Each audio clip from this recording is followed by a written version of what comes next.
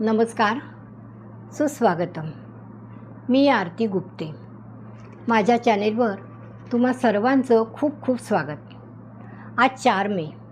आज जागतिक हास्य दिन किंवा वर्ल्ड लाफ्टर डे. तुम्हा सर्वांना जागतिक हास्य दिनाच्या खूप खूप शुभेच्छा. ह्या दिवसाचं औचित्य साधून मी आज तुम्हाला एका सर्वांग सुंदर अशा पुस्तकाची ओळख करून देणार आहे, जे लहानांपासून ज्येष्ठांपर्यंत सर्वांच्या संग्रही असायलाच हवं. ह्या पुस्तकाचं मुखपृष्ठ पाहूनच लगेचच तुम्हाला ते पुस्तक पाहायची उत्सुकता निर्माण होईल. मुखपृष्ठ आपल्याला खेचून घेतं इतकं आकर्षक आहे. ह्यात आपण सगळे चेहरे खळखळून असताना पाहतो. Smile and the world smiles with you. ह्या उक्तीप्रमाणे फोटोतले हसरे चेहरे पाहून नकळत आपल्याही चेहऱ्यावर हास्य उमटतं आणि मग आपण त्यावरचं शीर्षक वाचतो, हास्ययोग सर्वांसाठी. आणि लेखिका आहेत माननीय नीलिमाताई फडके. नीलिमाताई एक आदरणीय, आदर्श, प्रसन्न व्यक्तिमत्व आहे. त्यांच्या विचारांची असलेली आध्यात्मिक बैठक, शिस्तप्रियता, ह्या वयातही तरुणांना लाजवेल असा उत्साह, नियमित योग साधना आणि हास्ययोग ह्यामुळे त्यांच्या चेहऱ्यावर असलेलं तेज आणि महत्त्वाचं म्हणजे सर्वांना आपलंसं करणारं नैसर्गिक स्मितहास्य, त्यामुळे त्यांचा चाहता वर्ग बराच आहे. अर्थातच मी देखील याला अपवाद नाही. आज सर्वप्रथम मी तुम्हाला ह्या पुस्तकाबद्दल सांगणार आहे. मी स्वतः काही लेखिका नाही, समीक्षक किंवा परीक्षक तर नाहीच नाही. मी आहे एक सामान्य वाचक आणि ह्याच सामान्य माणसाला ह्या पुस्तकाचं एवढं अप्रूप वाटण्यासारखं यात आहे तरी काय, तेच मी तुम्हाला सांगणार आहे.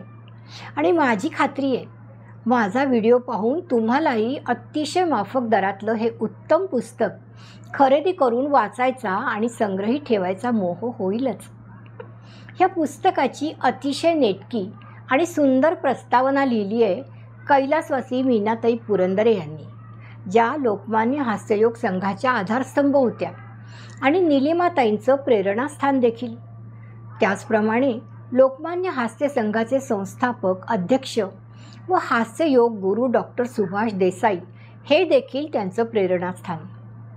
डॉक्टर प्रसाद आंबीकर हे खंबीर नेतृत्व असून आजच्या लोकमान्य हास्य संघाचे अध्यक्ष म्हणून संघाची धुरा सांभाळत आहेत. तसंच योग साधना संस्थेच्या संस्थापक आणि अध्यक्ष वीणा सहस्त्रबुद्धे यांनी या पुस्तकाबद्दल अतिशय सुरेख अभिप्राय दिला आहे. संयम पब्लिकेशन यांनी ते पुस्तक अतिशय आकर्षक रूपात छापलं आहे. नीलिमाताईंबरोबर थोडा वेळ जरी आपण त्यांच्या संगतीत असलो तरी नकळत आपण बऱ्याच गोष्टी नुसत्या निरीक्षणातून शिकतो आणि त्यांच्याबद्दलचा आदरभाव दुणावतो. अगदी बोलता बोलता सहजपणे त्या आपल्याला प्रार्थनेचं महत्त्व किंवा हास्ययोगाचं महत्त्व अतिशय सरळ सोप्या शब्दात सांगतात आणि अगदी नेमकं हेच सर्व ह्या पुस्तकात तसंच आलेलं आहे. सर्वप्रथम अगदी सहज सोपी भाषा हे या पुस्तकाचं वैशिष्ट्य आहे. त्यामुळे सर्व माहिती रंजक वाटते, वाचताना उत्सुकता टिकून राहते.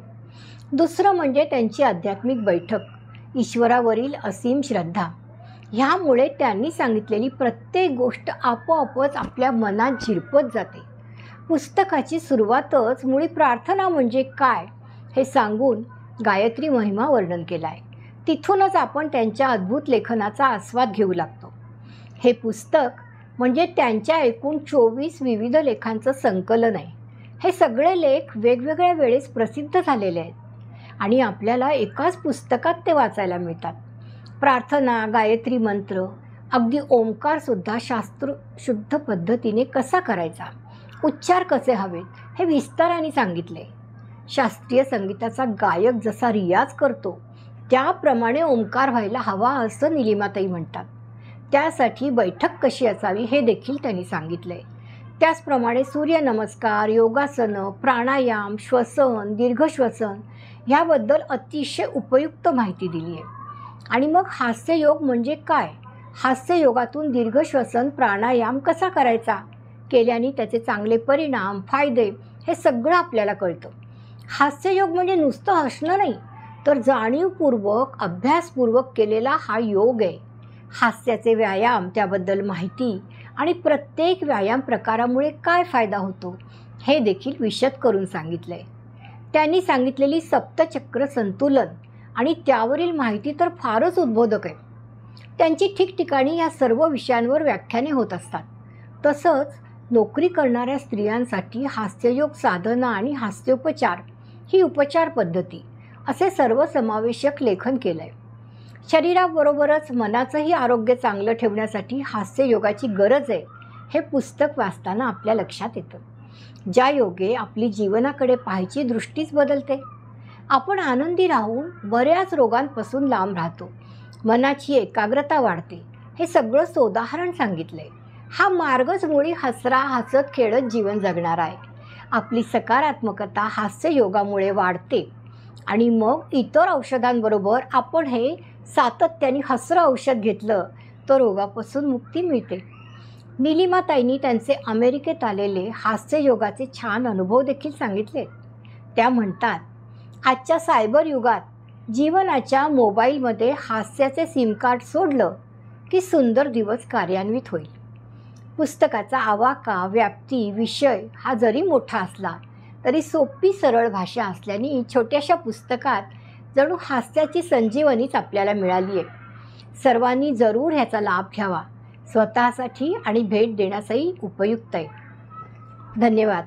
जर हे पुस्तक आपल्याला विकत घ्यायचं असेल तर निलिमाताईंच्या चिरंजीवांचा नंबर आहे 9860387946. ह्या नंबरवर फक्त व्हॉट्सॲप मेसेज करू शकता.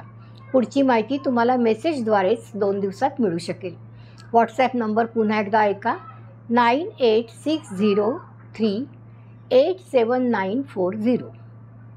व्हिडिओ संपूर्ण पाहिल्याबद्दल मनापासून धन्यवाद.